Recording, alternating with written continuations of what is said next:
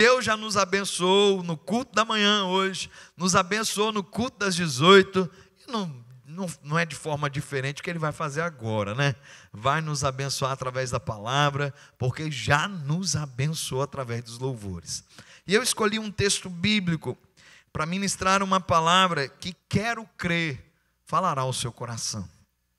Esse texto está em 1 Samuel capítulo 30, será lido dos versos de 1 a 6, mas aqui, queridos, eu quero que você compreenda o histórico que está aqui. É um texto que vai falar sobre Davi, sobre os seus valentes e sobre a cidade onde eles estavam residindo, um lugar chamado Ziglac. Neste lugar há uma investida do inimigo, e todas as pessoas que habitavam naquele lugar, as esposas, filhos e filhas, são levados cativos, enquanto Davi e os seus valentes estão indo para fora da cidade viver um outro contexto de batalha. Esse é o pano de fundo deste texto bíblico. E nessa palavra, Deus quer que eu compartilhe contigo um tema: triunfo em meio ao caos. Queridos, como nós precisamos disso? O caos é algo tão aterrorizante que quando ele se instala na nossa vida, a gente fica meio que sem saber para onde ir, fica meio que sem saber o que fazer. Diante do caos, a gente não sabe se chora, se fica paralisado, não sabe se corre sem destino. Caos é caos. E eu percebo que o caos é uma ênfase tão grande de algo ruim, de algo mal, que nós precisamos em igual ou em superior importância de algo da parte de Deus. E o que eu percebo que Deus pode realizar em meio ao caos é trazer triunfo sobre a nossa vida, amém? O triunfo, meu irmão, é uma vitória extraordinária. O triunfo é aquela vitória que surpreende até quem tinha expectativa na vitória. É aquela coisa que ocorre de uma maneira tão extraordinária que você diz: nós triunfamos diante da batalha, diante do medo, diante da situação que era adversa. E eu quero então ministrar essa palavra, triunfo em meio ao caos. Inicie então a leitura do texto bíblico. 1 Samuel capítulo 30, verso de número 1, é o primeiro verso que eu estarei lendo, e nesse verso diz a palavra: aconteceu que, ao terceiro dia, quando Davi e os seus homens chegaram a Ziglac, os amalequitas já tinham invadido o sul e a cidade de Ziglac. Tomaram Ziglac e a incendiaram. Queridos, o contexto é, no capítulo 29, você vai ler que Davi, ele chama os seus valentes, os seus servos, aqueles que serviam o exército, e ele vai para que pudesse ser apoio a um rei, e eles pudessem entrar numa batalha junto com os filisteus acerca de outros povos. Quando ele chega lá, o episódio que ocorre é o seguinte: os filisteus olham para Davi e dizem assim: espera aí, não é sobre esse homem aí que tem até canção? Tem canção que cantam assim: Saul, que é o rei anterior a Davi, matou milhares, Davi matou dezenas de milhares. E ele diz: não é sobre esse Davi que é dito? E aquele homem que é o rei, que está em parceria com Davi, diz: sim, é sobre ele. E aí os filisteus dizem: nós não queremos ele aqui não. Nós não queremos ele lutando, e não precisa nem dizer que é ao nosso favor, ele não é bem-vindo aqui. Aquele rei aliado de Davi quer justificar os filisteus e diz: olha, ele é um homem bom. Durante muito tempo eu tenho estado em parceria com ele, e até agora eu não achei nada de errado nele. Ele é um homem bom. Mas os filisteus dizem: não, nós não queremos ele, porque vai que no meio da batalha eles se virem contra nós. Eles são pessoas que costumam vencer as batalhas, e nós não queremos ele por perto. Manda eles irem embora. E aí Davi recebe uma fala do rei que é o seu aliado. Davi, infelizmente, o povo filisteu, os guerreiros filisteus, o exército filisteu, acha que você não é bem-vindo. E você precisa voltar para casa. Davi chega a dizer assim, mas o que eu fiz?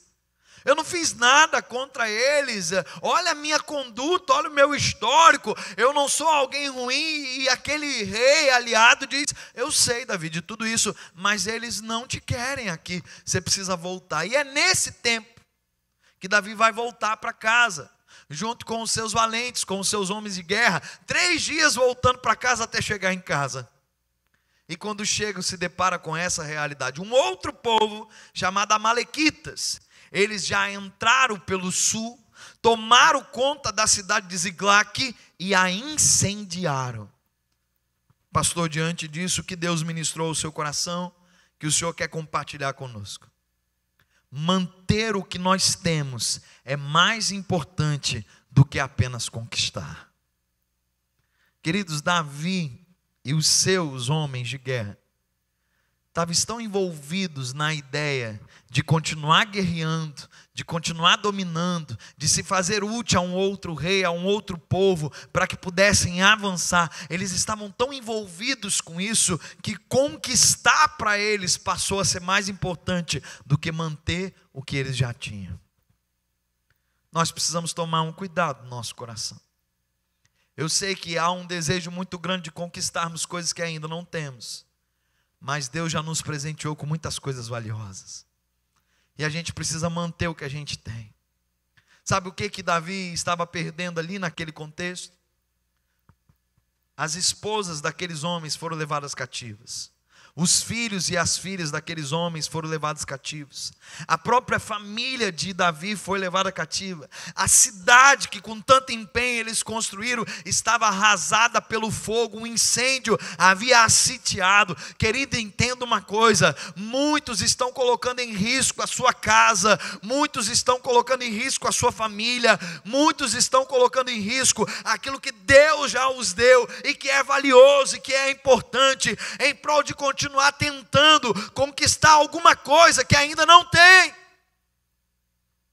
Entenda em o nome de Jesus, é mais importante manter o que nós temos do que ficar numa busca incessante por conquistar aquilo que ainda não temos.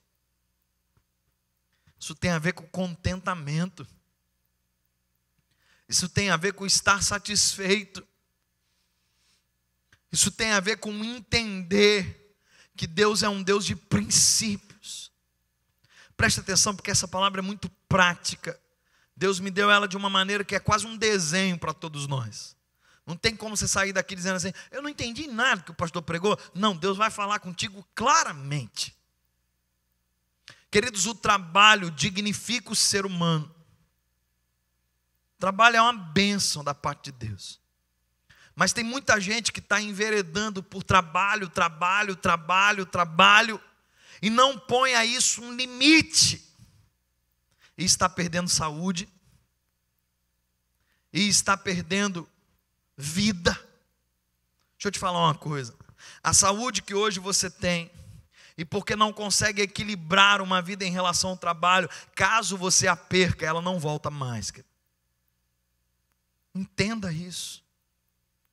Você precisa compreender que Deus já está de alguma maneira te rodeando de bênçãos com aquilo que você tem hoje. Pastor, mas ainda não está do jeitinho que eu quero. Deixa eu te falar, eu já fui adolescente. Pode não parecer que faz muito tempo, mas já tem um tempinho, né? Já fui adolescente. E eu lembro que de adolescente tinha um desenho de criança para adolescência, eu assistia muito ele. Um desenho animado de 2 ratinhos, o Pink e o Cérebro. Você deve ter assistido, da sua época também, né? E esse desenho do Pink e o Cérebro, eu me amarrava numa frase que eles diziam. Vai dizer que você não conhece, Valentine. Vinícius, põe o desenho para ela ver hoje, quando ela chegar em casa. E aí, nesse desenho, tinha uma frase que eu achava extraordinária. Os ratinhos acordavam, o desenho se dava sempre assim. Eles iam começar um novo dia. E aí, o comandante da história, que era o Cérebro, né, era o menorzinho, mas era o cérebro da operação, ele estava pronto para dizer. E aí o Pink perguntava, o que nós vamos fazer hoje? Era a pergunta. E aí ele dizia assim: nós vamos dominar o mundo. Meu irmão, eu já fui muito cérebro na minha vida, sabe? Eu já acordei inúmeras vezes pensando: eu vou dominar o mundo. Eu quero, assim, eu não quero conquistar pouca coisa, eu quero conquistar tudo que tiver para conquistar. Eu não estou dizendo que aquilo que nos motiva a algo melhor é ruim, queridos. Eu estou dizendo que às vezes nós temos uma visão romântica da vida e não levamos em consideração que a busca incessante por algo que nós sempre vemos à frente faz com que a gente não aproveite o do agora, o do momento.